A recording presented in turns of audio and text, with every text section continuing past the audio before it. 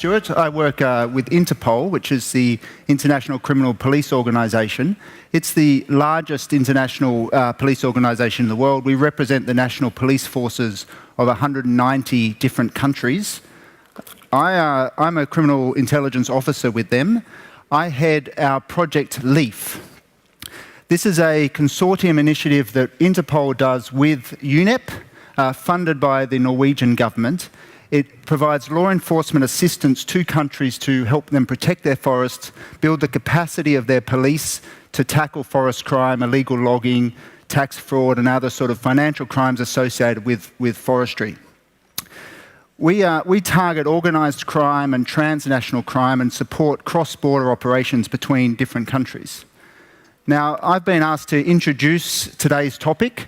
Really, I want to spell out why Interpol is particularly interested in engaging in this area and why I personally am and why the people you hear following me will talk about their passion for forest protection. In particular, we're particularly keen to express our support for those working in forest conservation, forest protection work. Forests are important for a number of different reasons. Human rights questions, environmental conservation and climate change issues, and of course economic development for those countries that have large forest reserves. Obviously, there's a biodiversity question here, that forests are particularly important to protect biodiversity. 2/3 of all the Earth's terrestrial species are found living in forests, animals and plants. Many of our keystone species, those that are most endangered, most threatened by extinction, are living in forests, and only by saving their habitat do we have any hope of protecting animals such as tigers, forest elephants, the various great ape species. Protecting forests, of course, is also particularly important for human rights.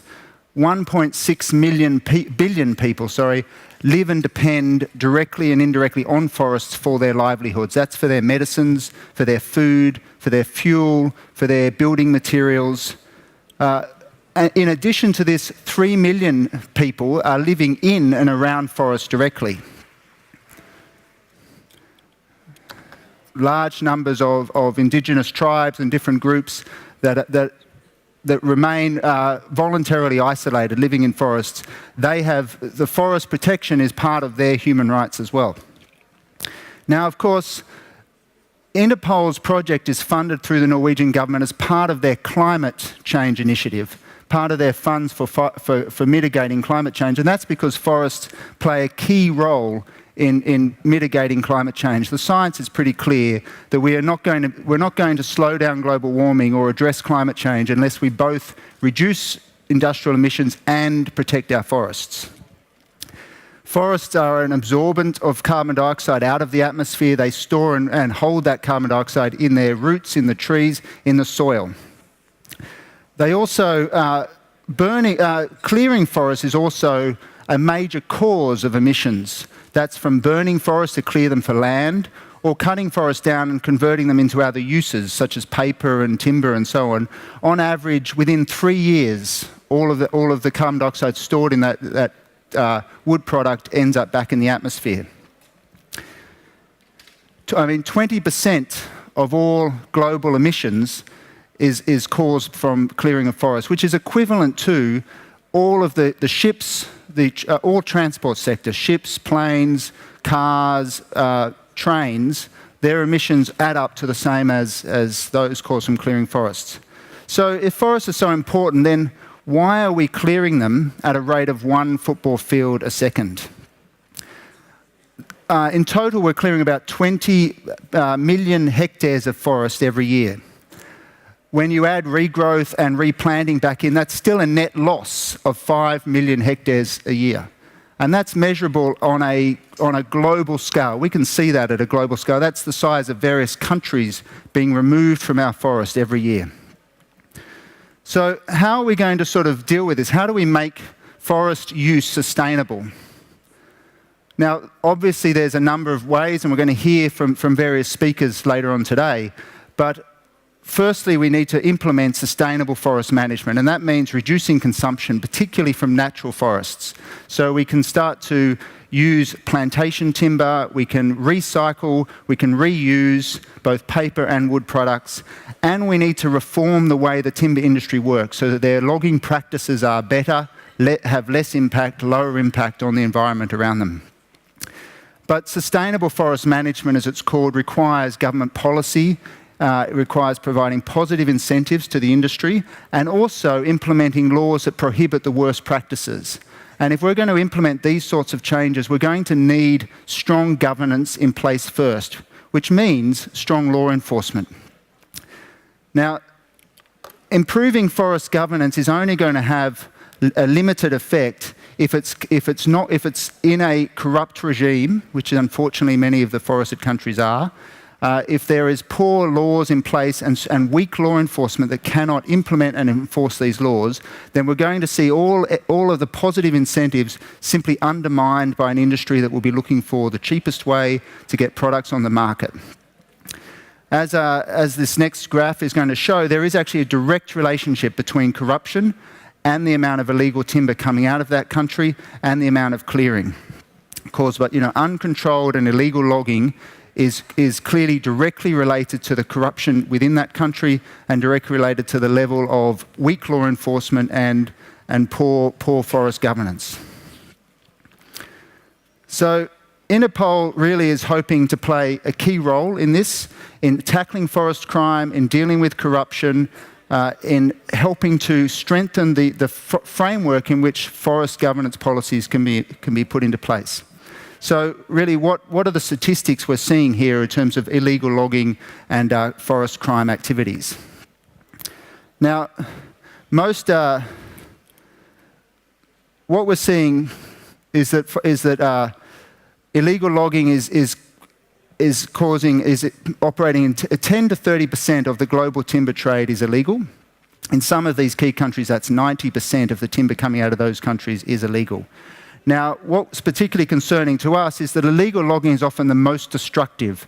Operators move quickly into protected areas, extract the timber they can and move out again before detection, meaning that they're not taking the time to implement good practices, they're not taking the time to ensure that they've rehabilitated their land after they've moved in. So it's incredibly destructive sorts of logging, often leading to landslides, contaminating rivers, and causing a number of sort of social problems as well.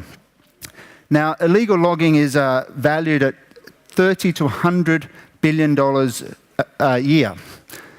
That's money that should be captured by the countries where those forests are, money that should be available to those countries to help their economic development, to build schools, to build hospitals, to support the countries moving out of poverty. That's money being stolen by organised crime and taken overseas. It's also suppressing global timber prices by up to $30 billion a year are lost to the legitimate timber industry. That's money that they are being denied because the illegal logging operators are putting cheaper timber on the market. Now, what we're seeing is an increased involvement of organised crime in forest issues, leading to bribery and corruption of government officials, itself undermining confidence in the government structures and in government institutions, leading to civil unrest. We've had numbers of reports of villagers who've complained about illegal logging operations happening in their traditional lands and finding themselves then harassed by private security forces linked to the logging companies, or in fact by the police themselves as well.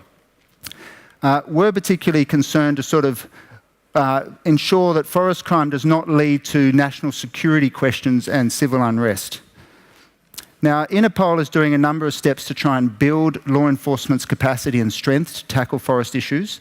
That involves focusing on training for police, strengthening the police, and also supporting their operations to target the criminal activities. Showing a couple of slides for some recent training that we provided. This was earlier this year in Jakarta in Indonesia. We supported 7 different countries from across the Asia-Pacific region who came together for some training on intelligence management and sharing of information about forest issues between them. We also provided some training in Manaus, in the middle of the Amazon forest in Brazil, with the Brazilian police service. That was on jungle survival skills to support the surveillance efforts when police went out into the forest looking for illegal logging operations, and also using satellite monitoring and other sort of technological advances to help detect illegal logging activities. We also support cross-border police operations, helping countries to actually go after criminal enterprises and sort of undermine those criminal enterprises trying to extract timber. We have a particular focus at this stage on the main tropical regions of the world, the Congo Basin, the Amazon Basin, Southeast Asia, largely because that's where most of the natural rainforest is, and of course where most of the illegal logging is taking place, and where most of the destruction, both environmental and human rights issues, are coming up. We recently completed an operation across 12 Latin American countries. That resulted in almost 200 arrests. We seized the equivalent of 22,000 truckloads of illegal timber that was trying to enter the market, valued almost $50 million, and we seized 150 vehicles. Now, Interpol's role in that was to support the national police services on the ground. They're the frontline soldiers who are really doing this work and really deserve the credit. Our job really is to provide them with background support, analytical support, and really trying to make sure that they're coordinating their operations. Now, Interpol's efforts are obviously going to continue with the support of Norway and other donor governments. We're really going to continue working in this area. The people you're going to hear from today are going to talk about some of the work they're doing in this area too. We're really keen on the work that we do. We're hoping that you too can help us in this fight as you move forward in your work now and in the future. There's a lot to be done really in this area, and it has a lot of positive impacts on environment, climate change, human rights and economic development for some of the poorest countries. So wish us luck, and we wish you luck too. Thank you. Thank you very much.